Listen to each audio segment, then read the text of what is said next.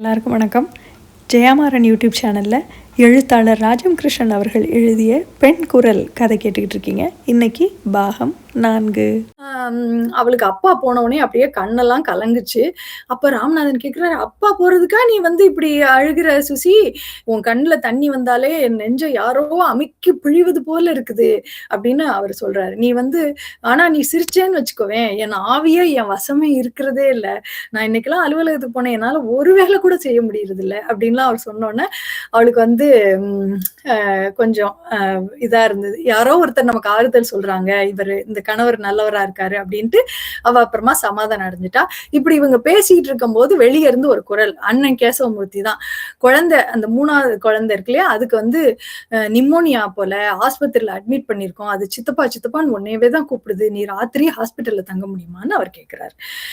உடனே இவளுக்கு என்னடா இப்ப போய் இப்படி கேட்கிறாருன்னு இருக்கு. ஆனா ராமநாதன் எந்த சலனமுமே இல்லாம, அதனால பரவாயில்ல அண்ணே, நான் ஹாஸ்பிட்டல்ல நான் இருந்துக்கிறேன் ஆஸ்பத்திரிலன்னு சொல்லிட்டு அவர் போயிட்டாரு. இவ தூங்கிட்டா.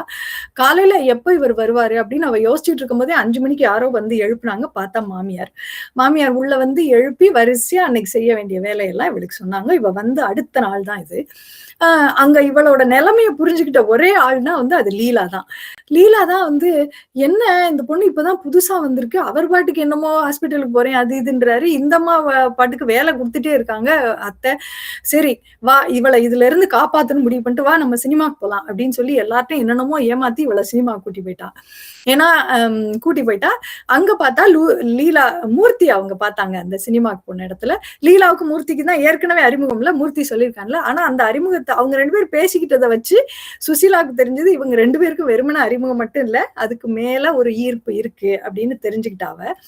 வீட்டுக்கு திரும்பி வந்தா பட்டு பொறிஞ்சு தள்ளிட்டா. குழந்தைக்கு ஏற்கனவே முடியல, நான் ஆஸ்பத்திரிக்கு அலையிறேன், அத்தை ஒண்டியா கஷ்டப்படுறாங்க, நீங்க இன்னைக்கு சினிமாவுக்கு போலன்னா என்ன, ஒரு 4 நாள் கழிச்சு போயிருக்க கூடாதா, அப்படி இப்படின்னு பொறிஞ்சு தள்ளிட்டா.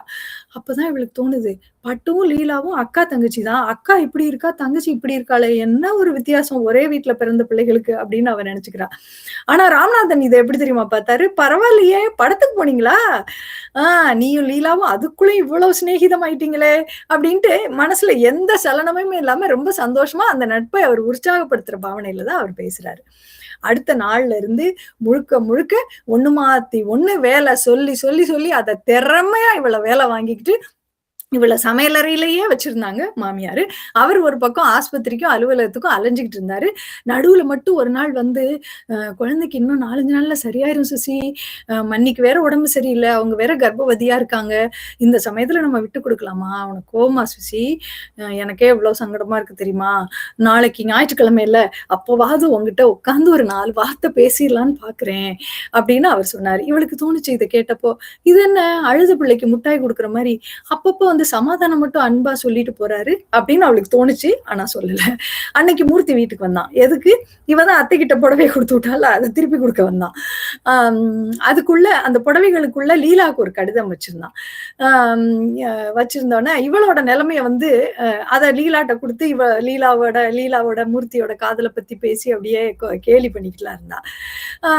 ஆனா அதே நேரத்துல இவளோட நிலைமைய ரொம்ப நல்லா புரிஞ்சுக்கிட்டவ லீலா தான்.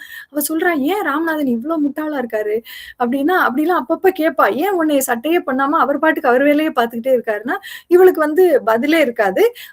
அப்படி பேச்சு வர்றப்பெல்லாம் இவ பேச்சை மாத்தி மூர்த்தியையும் அவளையும் வச்சு கேலி பண்ண தொடங்குவா. அப்ப லீலா சொன்னா, நீ பாட்டுக்கு யாருக்கிட்டையாவது இதை பத்தி உளறி வச்சிடாரு, நானே இன்னும் அவர்கிட்ட முழுசா என்னோட விருப்பத்தை தெரிவிக்கல, நாங்க இன்னும் இதை உடைச்சு பேசல, இந்த நேரத்துல நீ யார்ட்டையும் உளறி வச்சிடாத, முக்கியமா ராமு கிட்ட மட்டும் சொல்லிடாத, அவர் பாட்டுக்கு எங்கேயாவது பெரியவங்க கிட்ட சொல்லிடுவாரு, அப்புறம் எனக்காக வரதன்னு ஒரு பெரிய பணக்காரங்களை பார்த்து, பணக்கார மாப்பிள்ளையை பார்த்து வச்சிருக்காங்களே, அதெல்லாம் உடைஞ்சு போயிடும், இதை நாசுக்காதான் சொல்லணும் அப்படின்னு.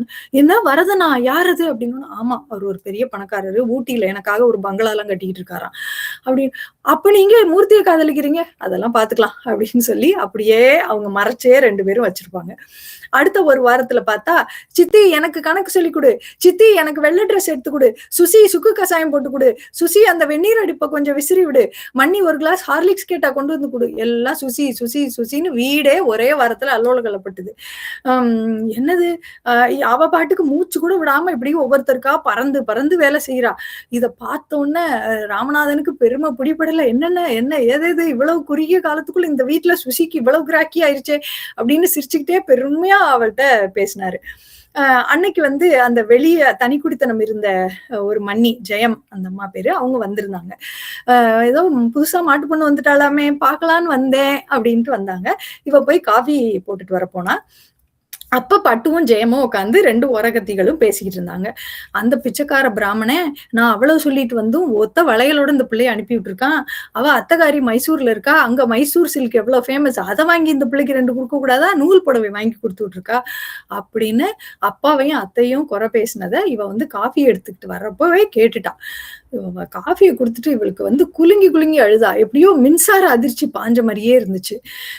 நம்ம அவ்ளோ கஷ்டப்பட்டு அப்பா கல்யாணம் பண்ணி வைக்கிறார். பிச்சைக்கார பிராமணன் சொல்றாளே! அப்டின்ட்டு அவளால தாங்கவே முடியல. வந்து அழுதா.